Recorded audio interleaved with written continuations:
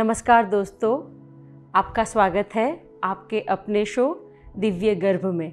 मैं हूँ आशा नकरानी और मैं हूँ भाविना देसाई। दोस्तों, आपने महाभारत की वो कहानी तो सुनी ही होगी, अभिमन्यु की कहानी, कि अभिमन्यु ने गर्भ में ही चक्रव्यूह को भेदना सीख लिया था। अभिमन्यु के पिता अर्जुन जब सुभद्रा को बता रहे थे बाहर आने की प्रक्रिया, तब सुभद्रा सो गई थी। तो इसी की वजह से अभिमन्यु को अंदर जाने का रास्ता तो पता था, परंतु बाहर आने का नहीं, और इसी की वजह से अभिमन्यु की चक्रव्यूह के अंदर मृत्यु हुई थी। बहुत से लोग इस किस्से पर यकीन करते हैं, लेकिन बहुत से लोग इस किस्से पर यकीन नहीं भी करते हैं। इसे एक पौराणिक कथा मानकर इतनी गंभीरता से नहीं लेते हैं। तो अभी सवाल ये आता है कि क्या वाकई में माँ के गर्भ में बच्चा सब कुछ सीख सकता है? वैज्ञानिक इसका जवाब हाँ में देते हैं। आहार, विचार, वाणी और भाषा, इन सभी को सीखने की शुरुआत बच्चा माँ के गर्भ में ही कर लेता है। और कहीं ना कहीं हम सब ने भी इसकी शुरुआत माँ के गर्भ से ही की है। गर्भवती महिलाओं को अक्सर नसीहतें मिलती है, ज़्यादा मसालेदार मत खाओ, ऐसे मत बैठो, तेज़ी से मत चलो, अगर ऐसा करोगी तो बच्चे को नुकसान होगा, और भी पता नहीं क्या क्या। परंतु दोस्तों, तजुर्बों से ये बात सामने आई है कि माँ जो भी खाती है, जो भी पीती है, उसका सीधा असर बच्चे पर होता है, क्योंकि माँ जो भी खाती है, जो भी पीती है, वो ब्लड के ज़रिए बच्चे के अंदर जाता है। तो ठीक वैसे ही खान पान के जैसे माँ के जो संस्कार है, जो विचार है, वो भी बच्चे के अंदर जाते हैं।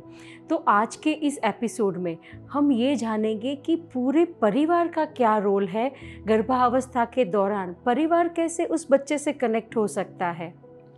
गर्भावस्था के दौरान आशा, परिवार का बहुत ही महत्वपूर्ण रोल रहता है। भले ही एक महिला गर्भवती है, लेकिन परिवार के हर एक सदस्य को बहुत ही जिम्मेदारी के साथ अवेयर रहने की ज़रूरत है। क्यों? क्योंकि उस घर में एक जीवात्मा आने वाला है। वो जीवात्मा के लिए सही वातावरण, और वो वातावरण शांति प्रिय हो, प्यार से भरा हो, और जब सब एक साथ जुड़ के उस बच्चे का आगमन होने की वेट करते हैं, तो पूरे परिवार का पूरा माहौल बदल जाता है। और एक चीज़ दोस्तों, कि जाने अनजाने वो बच्चा परिवार के हर एक सदस्य के साथ जुड़ा हुआ होता है, कनेक्टेड होता है। परंतु फ़र्क सिर्फ इतना है भाविना, कि माँ उस सदस्य के बारे में जो महसूस करती है, वैसा वो बच्चा अपने घर के हर एक सदस्य, इस दुनिया के हर एक इंसान के लिए महसूस करती है, क्योंकि माँ का जो नज़रिया है वही बच्चे का नज़रिया होता है। कई बार हम देखते हैं कि परिवार के एक सदस्य के प्रति बच्चे का भाव बहुत ही प्यार भरा है, उसका वर्तन बहुत ही प्यार भरा है। वहीं उससे उल्टा आशा, कि किसी और व्यक्ति के लिए जो कि परिवार का ही सदस्य है, उसके लिए उस बच्चे का वर्तन बिल्कुल उल्टा है। ऐसा क्यों? क्योंकि परिवार में हर एक सदस्य के प्रति माँ जो भी भाव फील करती है, उसका गहरा प्रभाव गर्भावस्था के दौरान भी बच्चे पे पड़ता है। इसको हम एक एग्जाम्पल के साथ समझते हैं आशा, कि हमने 2 गमले में एक ही पौधे के 2 बीज को डाला हुआ है, उनको बोया हुआ है, दोनों ही बीज सेम है। अभी हम एक बीज को बहुत ही प्यार से डेली पानी डालते हैं, उसको बहुत सारा प्यार देते हैं। वहीं दूसरे बीज को हम सिर्फ डालने के लिए, अच्छे भाव से नहीं, सिर्फ डालने के लिए पानी डाल रहे हैं। तो इसका क्या परिणाम होगा? इससे ये होगा दोस्तों, कि जिस गमले में आपने प्यार से पानी डाला है, बहुत सारी प्यार की एनर्जी दी है, उस गमले का जो भी बीज है वो जल्दी अंकुरित होगा, वो पौधा जल्दी से बाहर आएगा और अच्छे से ग्रो होगा। वहीं पे जो दूसरा पौधा है वो शायद उगे ही ना, और अगर वो उगता भी है तो वो बहुत ही अच्छे से ग्रो नहीं कर पाएगा। तो देखिए दोस्तों, कि जब एक पौधे पे इतना असर होता है भाव का, तो जो बच्चा गर्भ में पल रहा है उसके ऊपर कितना प्रभाव पड़ता होगा माँ के हर एक भाव का। आप खुद भी ये अपने घर पे करके देख सकते हैं दोस्तों। और तो और भाविना, जिस गमले को हम प्यार दे रहे हैं, जिससे हम अच्छी अच्छी बातें कर रहे हैं, उस गमले के फूल भी बहुत अच्छे से खिलेंगे, और अगर फल आ रहे हैं तो वो फल भी और फलों से ज़्यादा मीठे होंगे। तो ठीक वैसे ही दोस्तों, जो भी वाइब्रेशन आसपास के वातावरण से माँ को जा रहे हैं, वो सारे वाइब्रेशन को गर्भ में पल रहा बच्चा एब्जॉर्ब कर रहा है, सोख कर रहा है। तो सोचिए ज़रा कि अगर परिवार में नेगेटिविटी चल रही है, झगड़ा चल रहा है, या तो कुछ भी फाइनेंशियल इशू के चलते नेगेटिविटी, या तो वातावरण गंभीर है, तो सोचिए माँ क्या एब्जॉर्ब कर रही है, माँ के द्वारा वो बच्चा क्या एब्जॉर्ब कर रहा है। घर में अगर एक स्त्री प्रेग्नेंट है तो पूरा परिवार कितना ध्यान रखता है उसके खाने पीने का, उसके आराम का, उसकी मेडिसिन का, डॉक्टर के वहाँ टाइम पे विज़िट करवानी है, रिपोर्ट्स करना है। परंतु क्या कभी कोई इस बात पे ध्यान देता है कि वो गर्भवती स्त्री घर में खुश है? क्या उसका मन शांत है? क्या पूरा परिवार उसको प्यार दे पा रहा है? नहीं ना। परंतु ज़्यादा ध्यान इसी के ऊपर देने की ज़रूरत है दोस्तों। हम कितना भी कंफर्ट दें, हम चाहे अच्छी गाड़ी, अच्छा बंगला, खाने पीने के लिए बेस्ट चीज़ें, परंतु अगर वो महिला को हम प्यार नहीं दे पा रहे हैं, केयर नहीं दे पा रहे हैं, सम्मान नहीं दे पा रहे हैं, तो क्या वो महिला खुश रह पाएगी? और अगर गर्भवती स्त्री खुश नहीं है तो अपने आप अंदर जो बच्चा है उसका विकास वैसे ही होगा। और अगर इससे ठीक विपरीत आप अगर गर्भवती स्त्री को पूरा परिवार समय दे रहा है, प्यार दे रहा है, केयर दे रहा है, तो अपने आप जो अंदर बच्चा है उसका इमोशनल ग्रोथ और मेंटल ग्रोथ बहुत ही अमेजिंगली होगा दोस्तों। और गर्भवती स्त्री अपने बच्चे को गर्भ में ही बहुत सारी, या ये कहे कि हर एक चीज़, हर एक भाव सिखा सकती है। वो परिवार को इंट्रोड्यूस कर सकती है, साथ में ही दुनिया को भी इंट्रोड्यूस कर रही है अपने बच्चे के सामने। माँ का जो भी भाव है अपने परिवार के प्रति, वैसा ही भाव बच्चा भी महसूस कर रहा है। माँ का जो भी पॉइंट ऑफ व्यू है अपने परिवार की तरफ, वैसे ही पॉइंट ऑफ व्यू बच्चा भी कहीं ना कहीं अपने अंदर ले रहा है। और माँ अपने परिवार के लिए जो भी सोचती है, या ये कहे कि परिवार के हर एक सदस्य के प्रति जो भी सोचती है, वैसी ही सोच लेके वो बच्चा भी इस पृथ्वी पर आएगा। और भाविना, वो सोच भले ही एक व्यक्ति के लिए होती है, परंतु वो बच्चा तो हर एक व्यक्ति के लिए सेम पैटर्न लेके जन्म लेता है।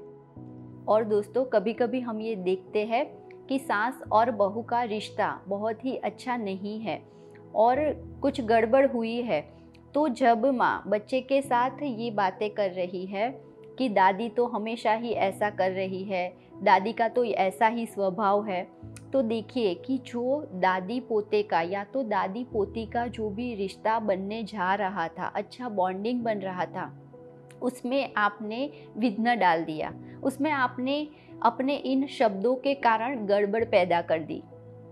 और सिर्फ शब्दों से ही नहीं, परंतु विचार और भाव से माँ जो भी फील करती है, सोचती है, वो बच्चे के अंदर जाता है। और जनरली दोस्तों, हमारे समाज में कई सारी धारणाएं, पैटर्न, परसेप्शंस ऑलरेडी फिक्स है। जैसे 95% लोग सोचते हैं कि ससुराल में दिक्कतें तो होती ही है, थोड़ा तो एडजस्ट करना ही पड़ेगा। सास कभी माँ नहीं बन सकती है, या तो बहू कभी बेटी नहीं बन सकती है। और इवन घर के जो मेल है, जो पुरुष है, वो भी ये सोचते हैं कि सास बहू में तो ये चलता ही रहता है, और वो टेकन फॉर ग्रांटेड ले लेते हैं। तो इसकी वजह से क्या हुआ, एक पूरे समाज की एक पैटर्निंग बन गई, एक हार्ड वायरिंग हो गया। तो जो बच्चा आने वाला है वो इस हार्ड वायरिंग को ऑटोमेटिकली अपने अंदर लेके आएगा।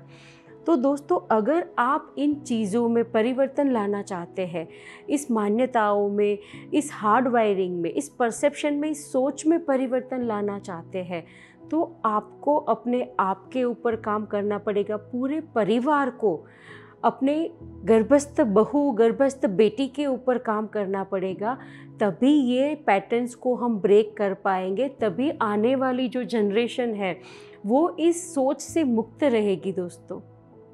और एक बात आशा, कि जनरली जब परिवार में प्रेगनेंसी न्यूज़ आते हैं तो परिवार के हर एक सदस्य की अपनी अपनी एक्सपेक्टेशन शुरू हो जाती है।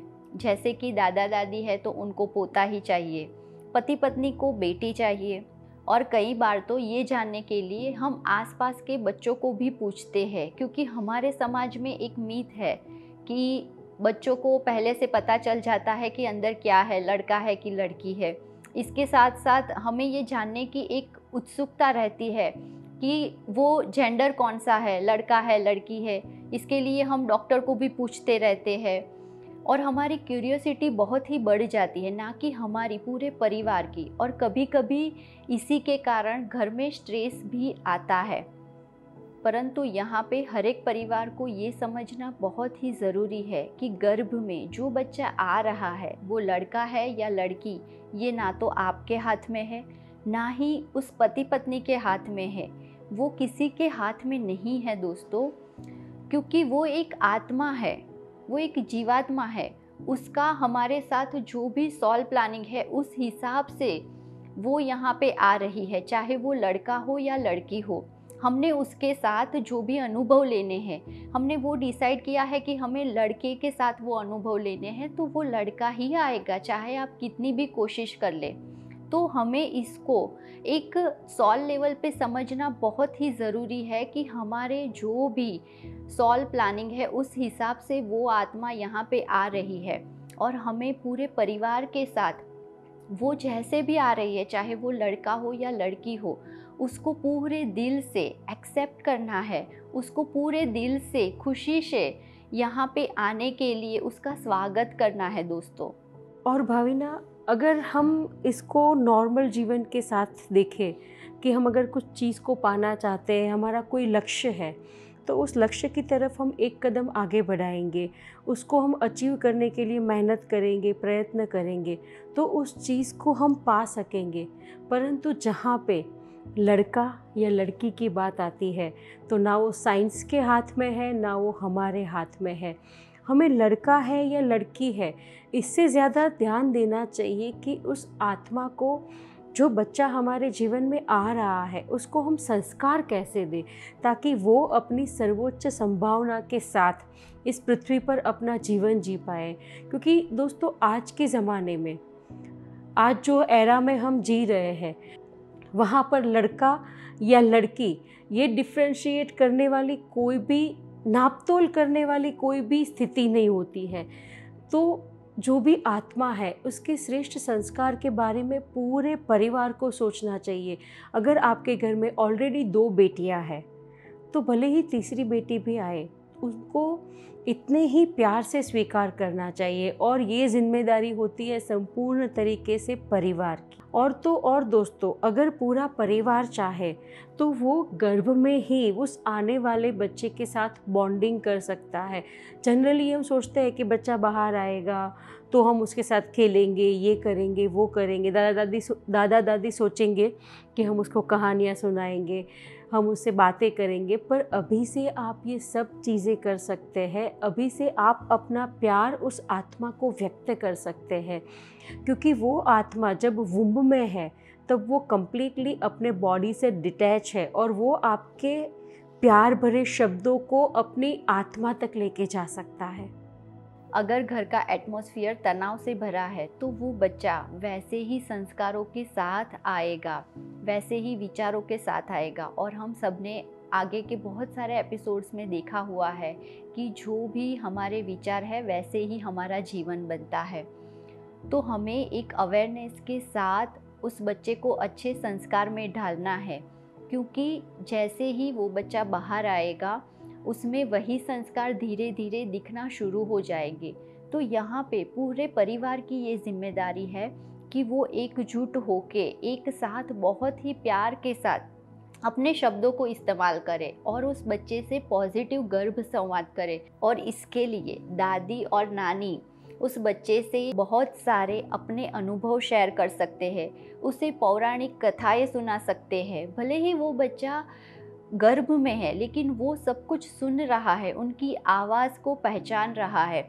वैसे ही दादा नाना उस बच्चे को अपने अनुभव शेयर करके एक अलग ही बॉन्डिंग बना सकते हैं। चाहे उसके साथ चाचा हो, चाची हो, या तो मासा हो, मासी हो, बुआ हो, आप सब भी उस गर्भस्थ शिशु को बहुत सारा प्यार दे सकते हैं। अपने शब्दों के द्वारा उसकी आप कितनी आतुरता से राह देख रहे हैं वो बता सकते हैं।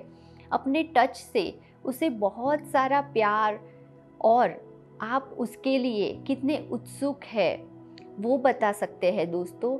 तो ऐसे ही पूरा परिवार उस बच्चे को जब इस एनर्जी के साथ उससे कनेक्ट होगा तो वो बच्चा इसी पॉजिटिव चेतना के साथ इस पृथ्वी पर आएगा और आप सबके साथ उस बच्चे का बॉन्डिंग बहुत ही प्यार भरा होगा। भाविना, जनरली लोग ये सोचते हैं कि इतना करने की क्या ज़रूरत है, बच्चे तो सबके वहाँ आते हैं। परंतु दोस्तों, एक बार करके देखिए। करने के बाद जो शिशु आपके जीवन में आएगा, वो शिशु की चेतना कुछ अलग ही लेवल की होगी। जैसे पूरा परिवार कम्युनिकेट कर सकता है, उस बच्चे से बॉन्डिंग कर सकता है, वैसे ही कई बार हम देखते हैं भाविना कि अगर एक बच्चा ऑलरेडी घर में है और वो माँ दूसरी बार प्रेग्नेंट है, तो क्या होता है, वो बच्चे को इनसिक्योरिटी फील होती है, जेलसी फील होती है कि मेरा प्यार लेने वाला कोई और आ रहा है। और कई बार ये हम देखते हैं कि वो बच्चा बाहर आता है तब भी बड़ा बच्चा उसके साथ बॉन्ड नहीं कर पाता है, उसके साथ प्यार से रह नहीं पाता है। तो ऐसे में आप क्या कर सकते हो, अपने दोनों बच्चे का बॉन्डिंग, उन दोनों बच्चे का कम्युनिकेशन करवा सकते हैं। जो बड़ा बच्चा है उसको वूम पे हाथ रखवाइए और उसको कहिए कि बेटा, ये तुम्हारा छोटा भाई या छोटी बहन है जो तुमसे बहुत प्यार करता है। और अंदर जो बच्चा है उसको भी सेम मैसेज दीजिए। तो आप देखेंगे कि बाहर आने के बाद उन दोनों बच्चों का जो बॉन्डिंग है वो मिरेक्युलस रहेगा। और इसके बहुत सारे रिजल्ट्स हमने अपने मदर्स में देखे हैं। डॉक्टर अस्मिता है जिनकी बड़ी बेटी 8 साल की है और छोटा बेटा 1.5 साल का है। तो डॉक्टर अस्मिता ने ये अपनी प्रेगनेंसी के दौरान, सेकंड प्रेगनेंसी के दौरान फॉलो किया था, दोनों बच्चों का बॉन्डिंग करवाया था। तो दोस्तों, अभी उनकी जो बड़ी बेटी है वो छोटे भाई को नहला देती है उतनी ही प्यार से जितने प्यार से उसकी माँ नहलाती है। उसको कपड़े पहनाना, उसको खाना खिलाना, हर एक चीज़ का वो ध्यान रखती है। तो कितना अमेजिंग है दोस्तों। तो ईर्ष्या या तो फिर इनसिक्योरिटी को छोड़ ही दीजिए, परंतु उन दोनों का बॉन्डिंग इतना अमेजिंग होगा कि आप जीवन भर चिंता मुक्त हो जाएंगे। और तो और, गर्भ संवाद सिर्फ परिवार के सदस्य के साथ ही नहीं, परंतु जो अंदर शिशु है उसको हमें कुदरत के साथ भी गर्भ संवाद करना चाहिए। इस पृथ्वी के बारे में बताना चाहिए, हवा के बारे में बताना चाहिए, आकाश के बारे में बताना चाहिए, पशु पक्षी के बारे में बताना चाहिए। हर एक जीव जो इस दुनिया में है उन सभी के बारे में बताना चाहिए, ताकि वो जो बच्चा इस पृथ्वी पर जन्म ले रहा है वो एक नए आयाम से इस पृथ्वी को देखे, एक नए आयाम से अपनी आसपास की चीज़ों को देखे और वो अपने आप की सोच के साथ इस पृथ्वी पर जन्म ले। एक माँ अपने बच्चे को इस परिवार के साथ मिलाती है, इस दुनिया के साथ मिलाती है। यानी कि जो माँ का नज़रिया है इस दुनिया के प्रति, उसके परिवार के प्रति, वही नज़रिए के साथ वो बच्चा भी इस पृथ्वी पर आएगा। अगर माँ को पास्ट में कोई बुरा अनुभव हुआ है और उसकी ये सोच है कि इस दुनिया में कोई भी भरोसेमंद नहीं है, तो वो बच्चा भी यही सोच के साथ आएगा कि इस दुनिया में मुझे किसी पे भरोसा नहीं करना है। और सोचिए कि अनअवेयरनेसली आप अपने बच्चे को ये सोच दे रहे हैं कि इस दुनिया में उसे किसी पर भी भरोसा नहीं करना है। और जो बच्चा इस दुनिया में किसी पर भी भरोसा ना कर पाए उसका जीवन कैसा होगा, सोचिए ज़रा। तो दोस्तों इसके लिए आप ये कर सकते हैं कि आपको अपने बच्चे को बार बार ये बताना है कि ये दुनिया बहुत ही अच्छी है, यहाँ पे हर कोई बहुत ही अच्छा है, सब कोई हमारे सपोर्ट में रहता है, हर किसी पे हम भरोसा कर सकते हैं। मेरे साथ जो भी हुआ वो मेरा अनुभव था, मुझे वो अनुभव लेना था, लेकिन इसका मतलब ये नहीं है कि हर कोई बुरा है, हम किसी पे भरोसा नहीं कर सकते हैं। जब आप अपने बच्चे के साथ पॉजिटिव वे में, पॉजिटिव शब्दों के साथ ये बातें करेंगे तो वो बच्चा इस दुनिया को किस सुंदर नज़रिए के साथ देखेगा और उस दुनिया में वो कितना खुश होके आएगा, कितना खुश होके वो जिएगा। तो देखिए दोस्तों, बात सिर्फ इतनी सी है, लेकिन नज़रिए के साथ और पॉजिटिव वर्ड्स के साथ आप अपने बच्चे को कितना पॉजिटिव दे सकते हैं। तो यहाँ पे हमें ये समझना है कि जब माँ एक पॉजिटिव वे में, पॉजिटिव भाव के साथ जो भी महसूस करती है और अवेयर रह के जब वो अपने बच्चे को सब कुछ पास करती है, तो वो बच्चा अपने जन्म के बाद इस पूरी दुनिया को, परिवार के हर एक सदस्य को उतने ही प्यार के साथ कनेक्ट रहेगा। और ये कनेक्शन ऐसा होगा दोस्तों कि जीवन भर वो बच्चा रिश्तों के मायनों को समझेगा। और जैसे भाविना आपने बताया कि माँ जो एब्जॉर्ब करती है, तो वो एब्जॉर्ब करने के लिए एक अच्छा वातावरण किसको देना है? परिवार को। परिवार में खुशी हो, प्रेम हो, एक दूसरे का सम्मान हो, एक दूसरे के प्रति अच्छे विचार हो, अच्छे भाव हो। अगर परिवार में ये सारी चीज़ें हैं तो वो बच्चा अपने आप उसी वाइब्रेशन में, उसी फ्रीक्वेंसी में बड़ा होगा। और जब वो अपनी एग्जैक्ट पुबर्टी की एज पे आएगा, जब वो अपने करियर के पड़ाव पे आएगा, जब उसकी भी एक फैमिली होगी, तब ये सारे गुण आपको उस बच्चे के अंदर दिखेंगे। तो दोस्तों, आज हमने जो भी समझा है, जो भी परिवार इस एपिसोड को देख रहे हैं, और अगर आपके घर में कोई गर्भवती स्त्री है तो ज़रूर से उसको प्यार दे, सम्मान दे, उसके शब्दों को अनसुना ना करे, उसकी केयर करे। चीज़ें भले ही आप कुछ कम दे, परंतु सम्मान पूरा दे, प्यार पूरा दे, केयर पूरा दे। आज हमने बहुत ही महत्वपूर्ण बात समझी है और आगे भी बहुत सारी बातें समझने वाले हैं। तो अगले एपिसोड में हम जानेंगे कि गर्भावस्था के दौरान एक माँ कैसे जान पाएगी कि अंदर शिशु सेफ है, कोई दिक्कत तो नहीं है, सब कुछ ठीक चल रहा है। और तो और डिलीवरी, जो एक बहुत ही बड़ा शब्द हमारे लिए बनता है, तो डिलीवरी को हम एकदम सरलता से, सहजता से कैसे ले पाए, तो आगे जानेंगे नेक्स्ट एपिसोड में। तो तब तक जुड़े रहिए आपके अपने शो दिव्य गर्भ में। धन्यवाद। धन्यवाद।